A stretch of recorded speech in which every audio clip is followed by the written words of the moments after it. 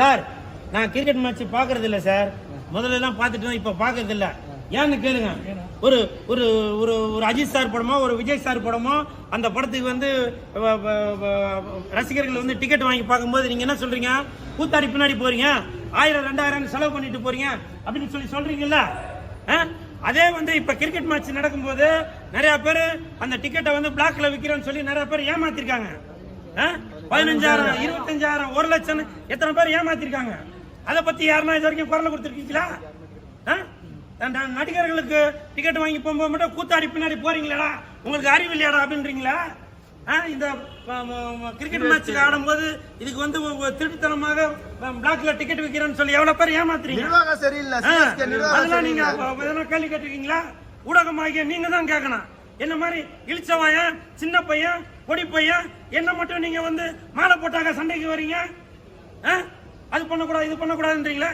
இந்த ஒரு ஜனநாயக நாட்டுல உலகமே பார்த்துட்டு இருக்க இந்த சிஎஸ்கே மேட்ச வந்து ஐபிஎல் மேட்ச வந்து திருட்டுத்தனமா டிக்கெட் விற்கும் போது 1 லட்சம் 2 லட்சம் சொல்லி பல பேர் ஏமாத்திட்டு போறாங்க. ஐடி கம்பெனில வேலை செய்யறவங்க பல்கா வாங்கிட்டு போட்டு சில பேர் ஏமாத்துறாங்க. இந்த மாதிரி விஷயத்த பத்தி நீங்க எதுவும் கேட்டிருக்கீங்களா? அது கேட்க மாட்டீங்க. இதெல்லாம் பத்தி கேட்க மாட்டீங்களா? ஒரு நடிகர்னா மட்டும் உங்களுக்கு இழிச்சவா என்ன போச்சு? கூத்தாடி பின்னாடி போறதுக்கு முன்னாடி இந்த அங்க டேபிள் சேர் போட்டுக்கிட்டு கம்ப்யூட்டர்ல உட்காந்துக்கிட்டு அவர் பெரிய பணக்காரரா இருக்கலாம்.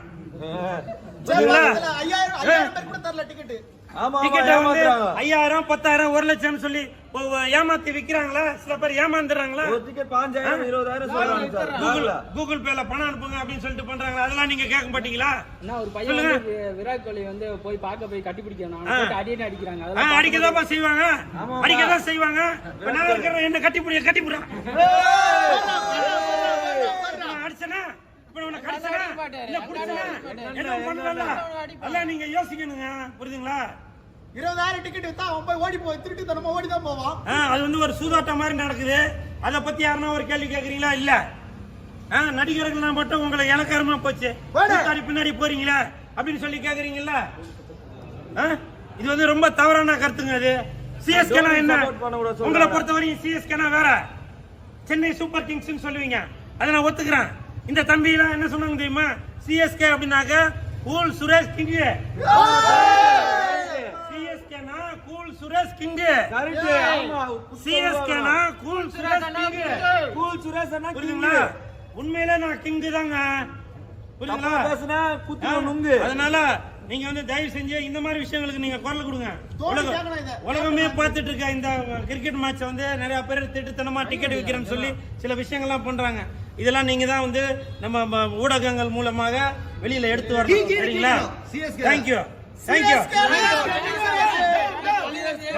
நீங்க இந்த கேள்வி கேட்டது ரொம்ப தப்புங்க. நான் ரொம்ப டென்ஷன்ல இருக்கேன். என்னங்க கேட்கிறீங்க? ஆமாங்க பாத்தாங்க.